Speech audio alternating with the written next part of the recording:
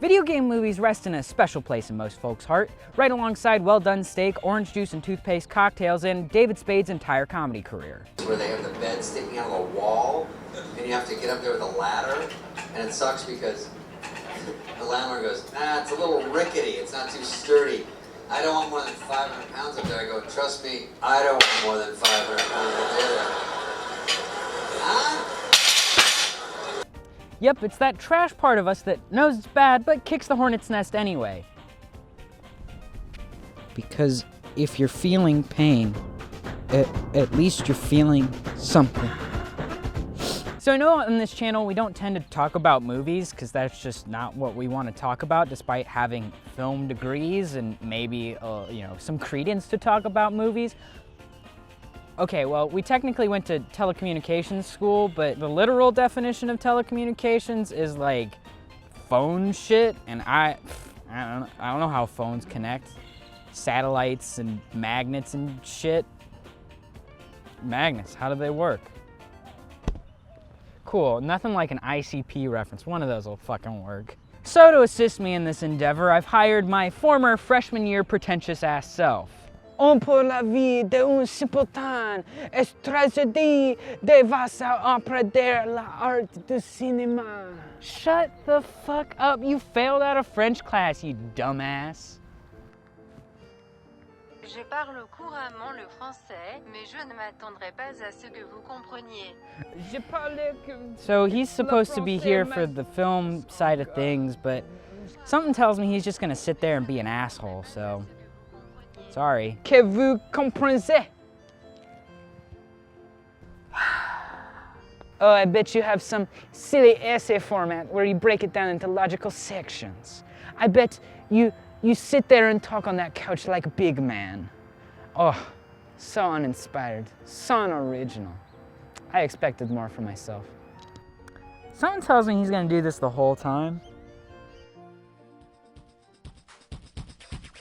Video games, in comparison to cinema, are a relatively new art form. Sure, you can trace their lineage pretty far back, but I think the moment that they started to tell stories, they became art. Some early Atari games had stories, but you either had to read the instruction booklet, or you had to use your imagination to fill in 90% of the gaps. Again, let me reiterate, this is a sword, this is a bridge, and they're supposed to be dragons, despite the fact that they look like ducks. It's kind of also hard for me to imagine that I'm on some kind of Arthurian quest when I'm a square. So I talk a lot of shit about adventure for the Atari 2600. I mean, mainly just to make fun of my dad for playing poo-poo games as a kid.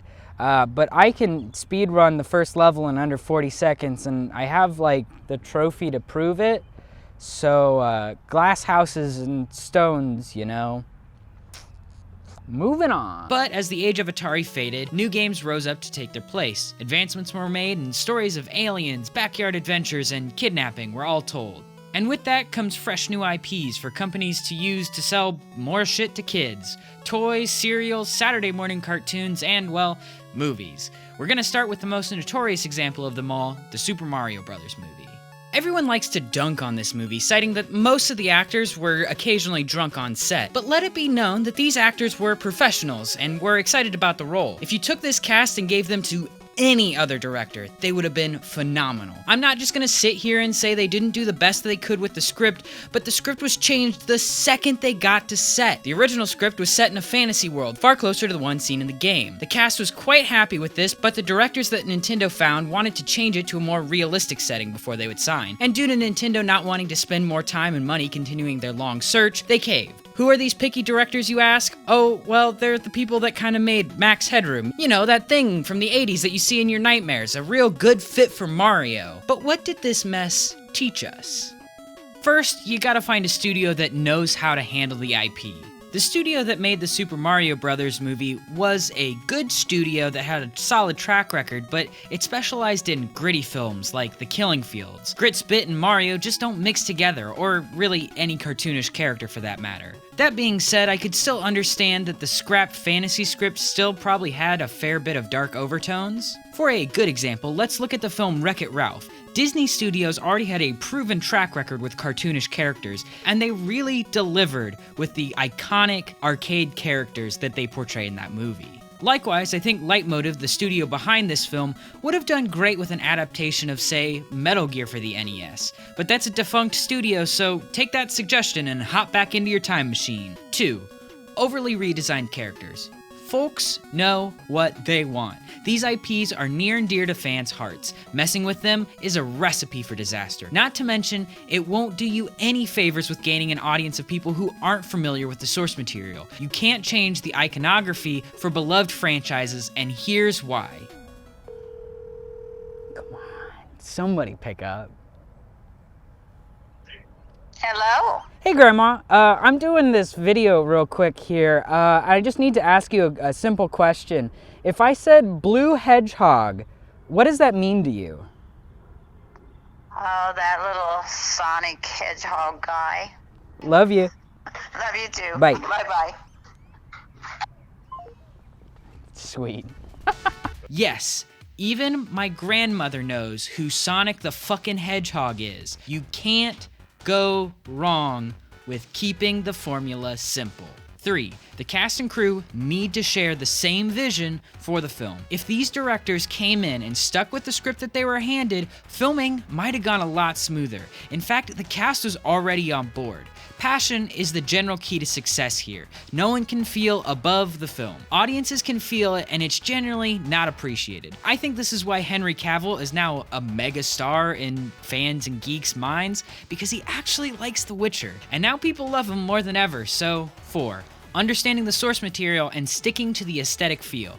What makes Mario Mario isn't just man saves princess, but it's the world, it's the light humor, and it's the pace. The kids' cartoon got pretty close to this, but the movie strayed so far away. When you have an IP with established setting, look, and feel, you really have to work within those confines to appease the baked-in audience.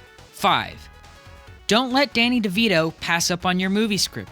That's right, he was supposed to star and direct in this film. He fell through due to, time constraints and other things, but still, if Danny DeVito doesn't take your script, your film's just not gonna recover. So, a niche issue, but, the most important one.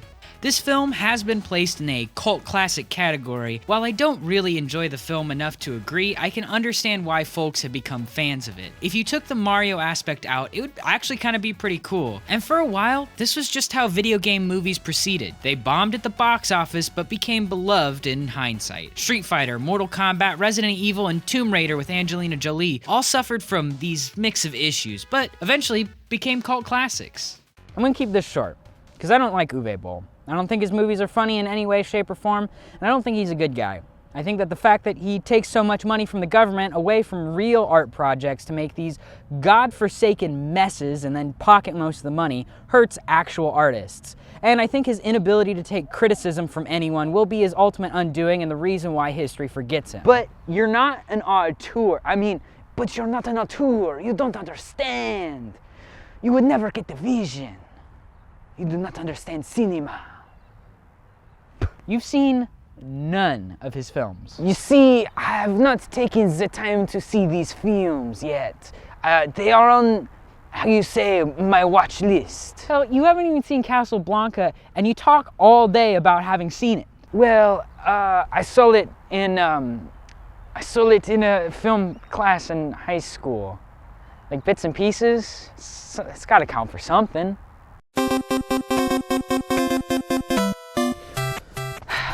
As the years have gone by, the public perception of video game movies has decreased, but in current times, well, they've actually started to make a comeback. We got such cinema classics as 50 Shades of Mama, a film in which Mama finds out the only thing that rivals her passion for the culinary arts is her passion for the flesh. That's not a real movie. Of course it is real, for I am an auteur. I shall make it happen. So you want a sexy film about cooking mama? That's your MO, that's your thing, that's what you want? You are missing the point. That is not the point. The point is not the sex of mama, it is the culinary passion and it's the crossroads. You don't understand. Nah, dude, you do you. You go ahead. You make your cooking mama smut fan fiction. I'm not gonna judge. Damn it, it's not fan fiction. Quality and interest have hit an all-time high for video game movies. I think this trend started with films like Prince of Persia, Warcraft, and Assassin's Creed. While not high-ranking films, they were visually stunning. Care and effort went into making them. The same can't be said for, like, the writing process, but, you know, at least some effort has been made. But overall, well-made films are coming out. Things like Tomb Raider, Detective Pikachu, and the most recent Sonic movie come to mind. I'm gonna include Detective Pikachu because it's a spin-off of a spin-off game that aren't really tied together to the main game. They have similar themes though. Also, I didn't include any of the fully animated movies just because, you know, they're more of an extension of the anime than part of the games. So I braved hordes of children in order to go to the theaters and get that sweet, sweet Pokemon nostalgia. Detective Pikachu fleshed out the world of Pokemon in one of the most interesting ways yet seen. The character design were lovingly crafted, and the story is fun. The dialogue was written for the youngest possible demographic. I feel that the average child seeing this movie would say, that's a bit on the nose. The excuse, it's just for children, doesn't hold water because the Lion King exists. Kids are smart. Write normally, and kids will just understand. But that issue is nullified because of these sweet boyos. So, like, 10 out of 10. This movie's perfect. Look at them. On to the main event. I just recently saw the Sonic movie, and if you've watched our previous prediction video, you'll know that I was pretty excited for this movie. The build-up was just right. My friends were telling me it was good, online reviews were saying it was good. The only review that ever matters when it comes to Sonic are the thoughts and wisdom of one imperishable Sammy Zenith. Freaking Sonic Adventure 3 in development with freaking Sonic Team, cause you freaking fricks just can't ever be quenched. Listen, sometimes you just gotta put it all on the line. You gotta tell those frickin' fricks to go away. You gotta protect your blue hedgehog. And that's why the imperishable Sammy Zenith is my number 2 source for all Sonic materials. Our buddy Nathan is our number 1 source. You know, he's been our childhood friend and he loves Sonic, so like, inherent bias, but also I do question his ability to fend off those frickin' fricks, so.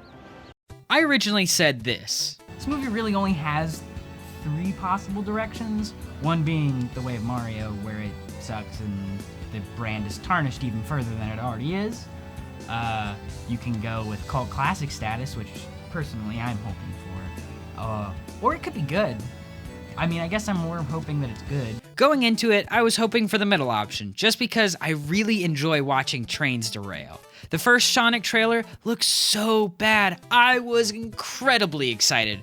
Really, really bad Sonic film just tickles my heartstrings. But the studio actually listened to the immense backlash and took it into account. They pushed back the Christmas release date and showed they actually cared. This is the critical difference between the former era of video game movies and the one we're in now. I do have to say I'm a little skeptical because how easy would it have been for the studio to purposely put out a bad Sonic model just to drum up hate, then apologize and rework it? That's the ultimate PR move. Now, the fact that the studio pushed back a Christmas release date in order to fix this film, that's a lot of money on the table that they just left there. So that's at one point, and the fact that the animation studio that did the redesign went out of business makes me skeptical about being a skeptic. But nevertheless, they pulled out the impossible and made people more aware that they cared, which is what video game movies need. But the studios didn't listen to me.